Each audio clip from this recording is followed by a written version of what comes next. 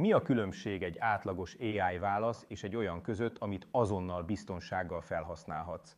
Egyetlen szó, a szándék.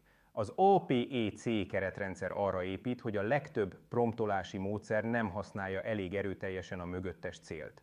A. Action. Mit csináljon az AI? Például írj egy ügyfél visszajelzést kérő e-mailt. P. Purpose. Miért csinálja? Ez az APEC igazi ereje. Ha az AI érti a szándékot, sokkal relevánsabb szavakat választ, nem csak teljesíti a feladatot, hanem megérti azt.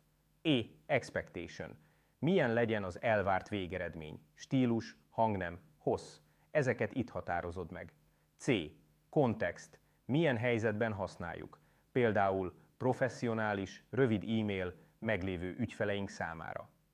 A kontextus nélkül promptolt AI olyan, mint egy új kolléga, akinek nem mondtad el, kinek és milyen céllal írjon levelet. Az APEC módszerrel viszont az AI mindig pontosan képben lesz. Te milyen promptolási keretrendszert használsz? Írd meg kommentben.